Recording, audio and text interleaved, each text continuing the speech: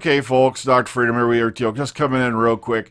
Yeah, there's a lot of confusion going around now about what's going on as far as Doctor Who and Christmas and all that. I'm going to try to clear it up for you a little bit in this video. I'm not expecting a Christmas special. Reason being is, well, hang on. It's easier just to show you, okay? So, hang on, tune in. Here we go. Okay, this all started this morning with this in the Radio Times, right? BBC confirms Christmas schedule with Doctor Who Christmas Carol, Worzel Gummidge, and more. But the problem is, when you go through the Radio Times article, they don't give a specific time or date. And the thing is, when you look at how full the schedule is, all right, it wouldn't be Christmas, so fans are pleased to see the launch of the 12th series with Jodie Whittaker back in the role alongside Bradley Walsh, Bandit Gill, and Taz Cole, and it wouldn't be Christmas without Doctor Who.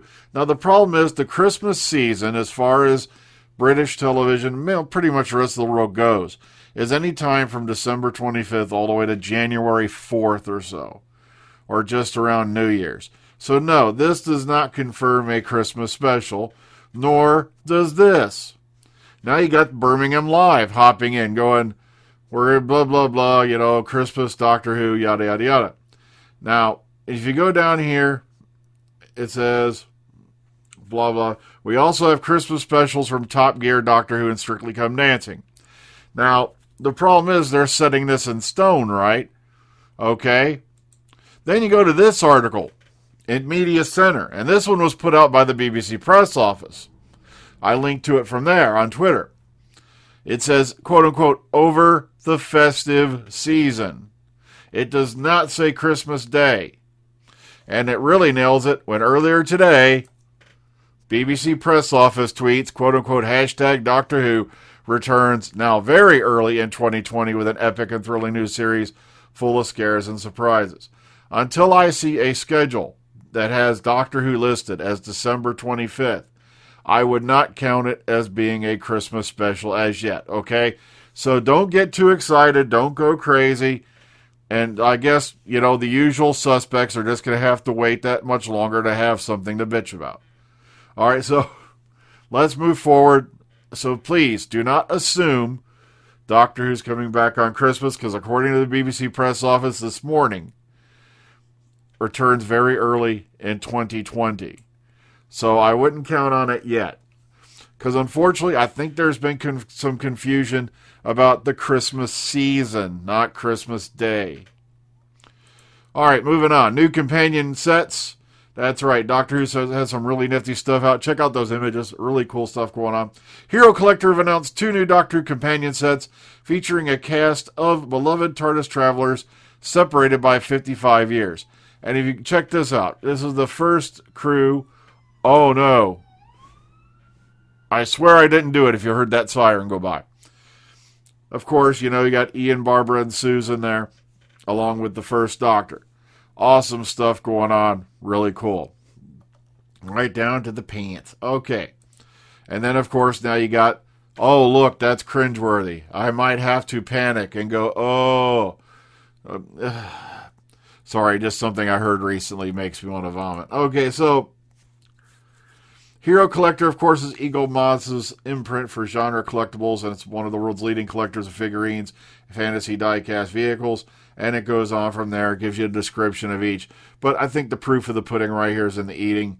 You know, some really, really nice images there depicting these figures. Now, I'm not, as you can see, I used to collect a lot of action figures, various models and replicas. It's just I don't have a whole lot of space for it anymore, which makes me mad. I barely got enough room for my frickin' Funko Pops these days. All right, as you've seen in the trailer, this is Goran Višnjić, and this is, of course, Robert Glenister. And now, allegedly, this is, on the left, Goran here is playing Nikola Tesla, and Glenister is allegedly playing Thomas Edison. Now, the cool part is, though, a lot of you folks from Classic Who may recognize him as this guy. Sandroid the Man. Oh, sorry, Salatine the Man. Almost said Sandroid. Oh, my God. Salatine the Man. Salatine the Myth. Salatine the Android. That's right. He played Salatine, of course, in the Caves of Androzani, which was Peter Davison's last adventure in the TARDIS. And I probably got the mic lined up all wrong. Oh, well, we'll find out on the replay. Okay. Sophie Aldred says she burst into tears after reading script for her Doctor comeback. And this is in reference to that little thing they did, announcing the Series 26 box set. And sadly, this almost actually did happen on, Sarah Jane Adventures. The only two companions from the classic era to ever appear on the main show are Sarah Jane and K9. No one else has ever appeared yet. Now, they did appear over on the Sarah Jane Adventures, and sadly, like you had Joe Grant, or now Joe Jones. Matter of fact, the Brigadier appeared on Sarah Jane Adventures, and also there was plans in the works for Sophie Aldred to come back as well. But the problem is it didn't happen because, sadly, this was when Liz Sladen passed away, so all that was scrapped, and all you got was the episodes that were already filmed for Series 5. Now, when we talked to Sophie Aldred a couple of years ago, and it's been too long, I know. I'd love to have her back on, maybe to promote her book. Maybe I'll do that. She told us that basically, there were plans for her, Sylvester McCoy, Tom Baker had been contacted, and I think they were going to use the explanation that they had come up with for Time Crash to explain why, they looked so different from when they did. I don't think they were going to use any sci-fi trickery. But sadly, like I said, all that went to pot when Liz Sladen passed, unfortunately. So, okay, Fourth Doctor Adventures will continue until 2021. A little bit of Big Finish news. Tom Baker returned to play the Fourth Doctor in January 2012 in an audio series produced by Big Finish, and with 7 additional ones under his belt, and 8th due for release this year. Apparently, he's also got stuff coming out for release in 2020 and 2021. All this 20 stuff is it's just tangling my tongue up. And of course, back with them are Matthew Waterhouse as Adric and Lala Ward as Romana, and of course John Leeson as K9.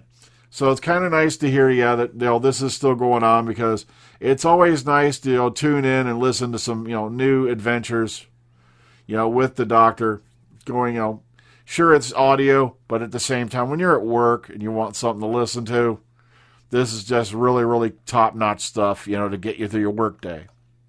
Now, on the darker side of things, David Tennant, and like I said, I know it's the son, but this is confirmed. It's not a makeup, all right? David Tennant's going to play evil serial killer Dennis Nilsen in a new ITV drama. So, kind of frightening there how much he kind of looks like the guy. But, all right, so... there you go, Tennant once again on the move. And lastly, here is a preview for the 13th Doctor Volume 3, Old Friends. If I remember right, this features the Corsair, who, they were talked about all the way back in Doctor's Wife. And was, now we, kind of know how that story is going to end. But, here's some preview pages if you want to check it out. And away we go. Really cool stuff. So in a nutshell, the problem is this. Everybody really would love for Doctor Who to come back on Christmas Day. And sadly, you've got all these articles putting out this misleading message. Until I actually see a television schedule with it listed as December 25th, I'm going to believe the BBC press office more than I'm going to believe these other articles.